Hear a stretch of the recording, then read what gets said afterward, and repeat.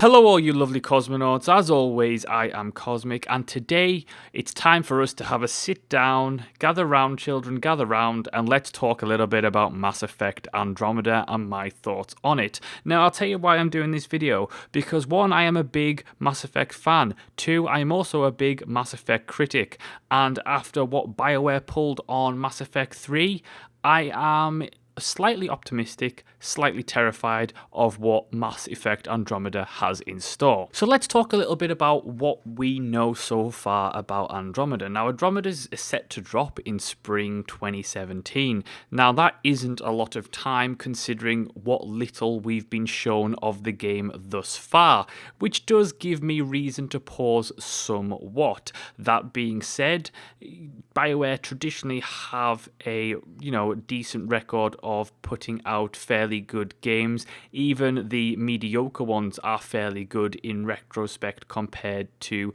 other games in the genre. So I'll give them a little bit of leeway in terms of that, but not in terms of anything else. So let's talk about the setting first. So when is Andromeda set? Because obviously the Shepard trilogy was a big thing. It was galaxy spanning. It was, especially in terms of the consequences of Mass Effect 3's god-awful ending, it was, pretty important stuff.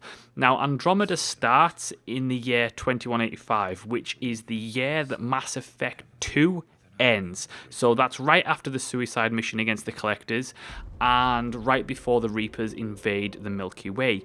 So Andromeda starts there, and the premise of Andromeda is very simple. In the haste to find a way to survive against the Reapers, the Andromeda Initiative is created, which is essentially like an ark. They built an ark for humans, and they built 4 of them, in fact, for all of the Council races. Now, these arks are going to fly to the Andromeda Galaxy, which is an entirely different galaxy than the Milky Way, which means it's going to take over 600 years to get there. So they put themselves in a bit of cryosleep and arrive 600 years later at the Andromeda Galaxy. Now, by this time, of course, the events of Mass Effect 3 have long since passed. Everybody who was alive in the Mass Effect series at that point is long dead. Their children are dead. Their children's children are dead. Their children's children's children are dead. So you're talking about a pretty big length of time has passed since all that crap went down. So this allows you to essentially, and it's allowed the developers to essentially bring the Mass Effect things that we love and leave behind the Mass Effect things that we didn't love, and put them in an entirely new galaxy, away from the Reapers, away from everything that came before. So it allows you to retain some sense of familiarity with the series, but at the same time bringing something completely new. So at first thought and at first glance of the setting and the premise behind Andromeda, I like it. I think it is a logical way to go. It's not what I would have done for a spin-off, but I think that the way that they've done it, it does sound very interesting. Having an entirely new galaxy to explore, new races, that kind of thing, that sounds fun to me. Now, we have some confirmed information and some leaked information which has not yet been officially confirmed in terms of the story and characters. So for character-wise, we have the Ryder family. We have Alec Ryder, the father, who is the Pathfinder, supposedly at least, and the Pathfinder is essentially one of the leaders, at least the leader of the human arc. We don't know if there are other Pathfinders, so there might be a Pathfinder per race. We do not know yet. Otherwise, but either way, he is the Pathfinder. Now, at some point, we know that Alec Ryder dies and his son or daughter becomes the Pathfinder. That's right, in Mass Effect Andromeda, not only do you choose to be male or female, in which respect you get to choose either between Scott or Sarah Ryder, but only that, your sibling will be in the same space as you play. So if you go male, your companion will be your sister. If you go female, your companion will be your brother. So it's the first time that both variations of the main character will be in play during the game. Now, other than those 2 main confirmed characters, we know that there's an Asari involved, who people say her name is Peebee. This is not confirmed, but we know there's going to be Asari there. We know there's going to be other council races there, so it's safe to assume that we are going to see some fan favourites. We're talking Krogan, we're talking possibly Quarians, although they are not one of the council races, and neither are the Krogans, but it's likely that those two will be involved in some way. We definitely are going to get the Asari, we're definitely going to get Turian, we're definitely going to get Solarians, so those things are pretty nailed down. Now, other character companions are Liam, who is a human ex-cop. We're also been hearing rumours, at least, about Cora, who is another human who is a biotic, but we don't know that for sure. And there was rumours about a Krogan named Drac, but again, it's all unconfirmed at this point. So it sounds interesting for me. I really enjoy the idea of the fact that you get to choose between playing the brother or playing the sister, and the other sibling being involved in the game as you play, rather than being, male Shep or female Shep. It's, I like that. I like that dynamic. I think that could prove to be very interesting. And it would be even more interesting is if you specifically change the way that you experience the story. So if you play the male Scott, he gets to do different things than you would play as Sarah. And I think that could be interesting, and it would add a lot of replayability to the game if it goes that way. Otherwise, we know very little about the companions and the crew that you're going to have. Needless to say, that whichever character you choose is going to become the Pathfinder, leader of the expedition into the Andromeda Galaxy, and you will try and find a new home for your civilization. Other than that, we know nothing of the story. We do have, however, some confirmed races. So all the council races have been confirmed, and we have two new races, the Ket and Remnant. Now, these races, one of them is going to be the bad guy. I'm going to assume both of them, maybe? Who knows? But either way, we know that there's going to be new races involved, which is pretty much a given that it is a huge new galaxy to explore. Little detail is known about the story. There are little snippets of the story in the trailers that have been released thus far, but nothing concrete and nothing that's enough to piece together a potential plotline. Now, other than the setting and the potential characters, we also have a confirmed gameplay elements. So we know there's going to be a single player, it's going to be open world more so than Mass Effect has ever been before. Exploration is making a big return. The Mako is going to be making a big return, but it's not the Mako from Mass Effect 1, it's going to be a new updated version. However, there will be no vehicle combat, which kind of sucks. But either way, exploration is going to be a major factor in Andromeda, which will be interesting to see how they develop that into gameplay mechanics and into something that isn't No Man's Sky kind of level of, oh, I'm exploring a barren planet and there's nothing here. I want something to look for. I want things to find. So if they're going to bring back exploration in a big way, which I'm all for, in principle, they need to do something with it that is going to keep me interested and make it rewarding. One of the things that could make exploration rewarding is, of course, crafting. Now, crafting has surprisingly been confirmed. Now, I have always been a strong critic of Mass Effect for departing its original RPG mechanics. It kept the same RPG story and the choices and consequences to a point, but it departed from inventory management and having tons and tons of items and weapons and armor to equip to more of a third-person shooter.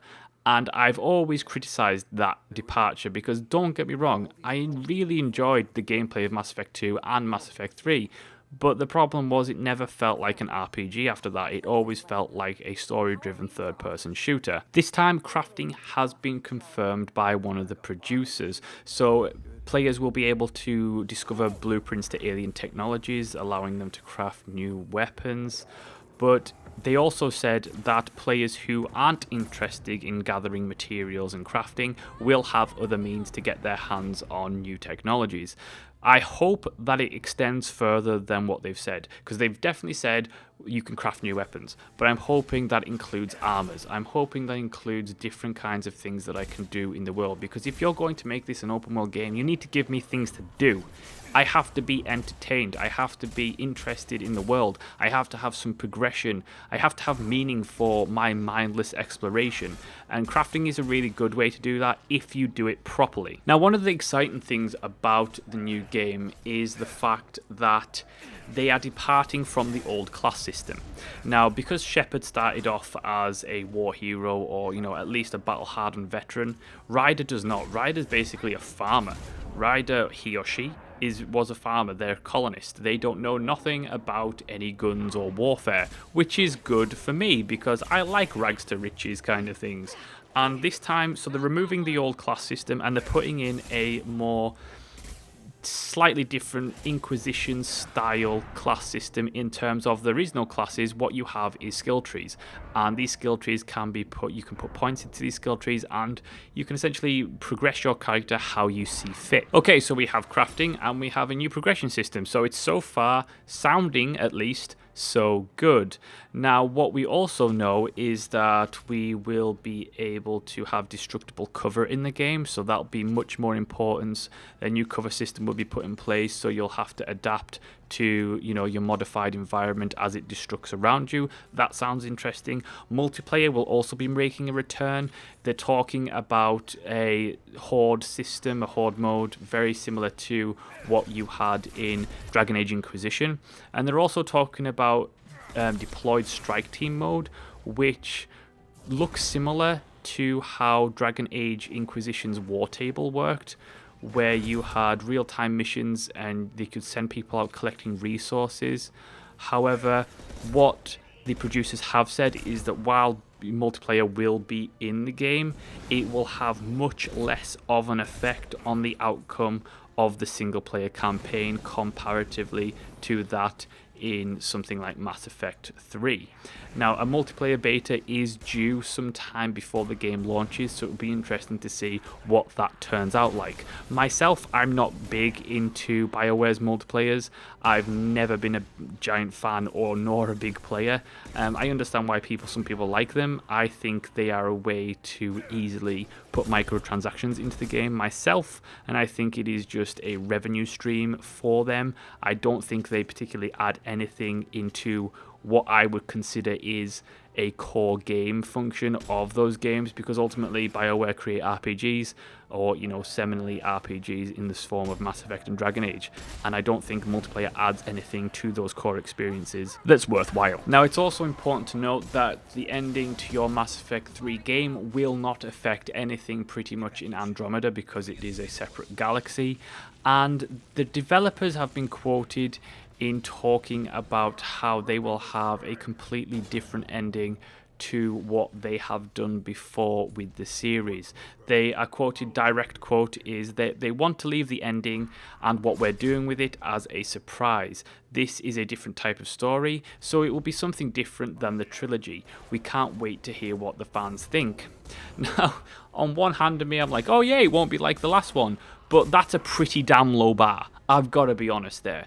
And Mass Effect and BioWare in general have a problem with endings, like most story writers do. But you don't sell an entire trilogy on the basis of the fact that you're telling people your choices will have consequences and then negate those all at the end. Now, I never really did a video expressing my displeasure for the Mass Effect 3 ending, but I'll touch on it right now, and I won't go on too much, I promise. I will say this though. It was one of the worst decisions I've ever seen a company make in recent years. I think that when you sell hundreds of dollars worth of product, and you're talking $60 for Mass Effect, $60 for Mass Effect 2, $60 for Mass Effect 3, plus maybe $30 to $60 in DLC per game. So you're talking, if you're a die-hard fan or a real big player of the games, you've probably spent in the hundreds of dollars on those games. And on the premise, by the way, that your choices will have consequences. Your choices will affect the ending. And then to have that taken away from you after hundreds of hours, hundreds of dollars?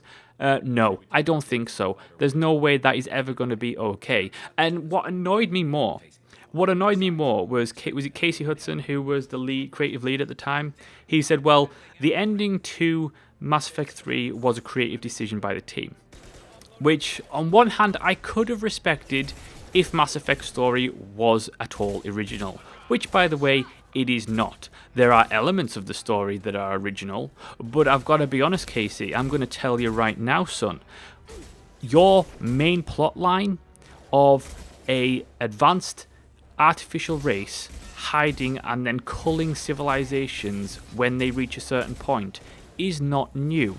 In fact, much of Mass Effect's main plotline was nothing new. It was in fact pretty much plot for plot on terms with Alistair Reynolds' Revelation Space books. Now, if you don't believe me, people, go and read Alistair Reynolds' Revelation Space.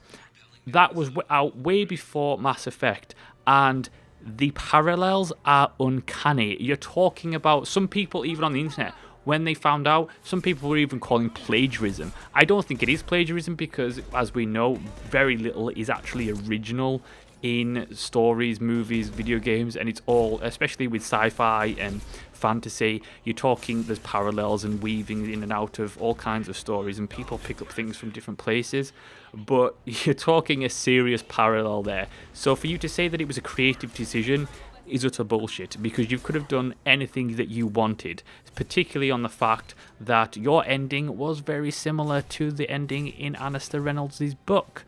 Just to point that out there, Mr. Hudson. So don't give me your bullshit of it was a creative decision. What it was you couldn't be asked, you lacked the money, perhaps, you lacked the time or the energy, perhaps, or you planned it all along and you just completely missold the game.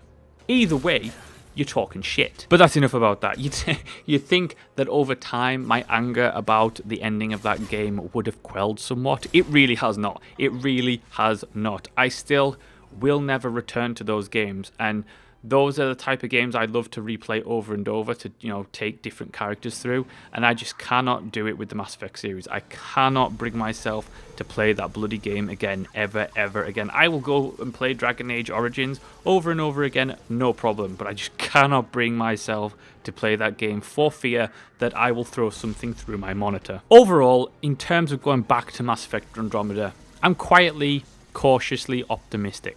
I think that they have the potential to really breathe some life back into the franchise with Andromeda if they do it right. However, this is what they're talking about currently with the size of the galaxy, the amount of exploration involved. This is going to be an ambitious project, to say the least. And I'm very concerned currently that we are maybe 4, 5, 6 months away from release, and we have seen very little gameplay. That is a big red flag for me, that one. I really don't like not having seen much gameplay in that regard when you're talking about a world and a game of this size. This could be the game to bring the Mass Effect franchise back to life, but they have to get it right.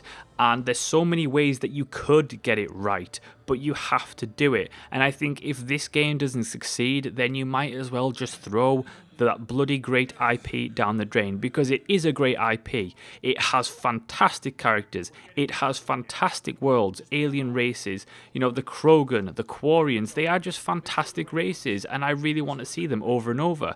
But if you get this wrong, if you mess this up, this could be the final nail in the coffin for the franchise. So, give me some gameplay. Give me, 20 minutes of gameplay over the Christmas period to take a look at what you've actually got, because you showing me tiny little bits in trailers is not floating my boat right now.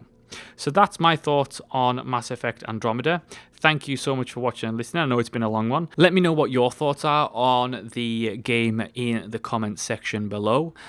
Apologies for taking so much of your time. As always, I will see you next time.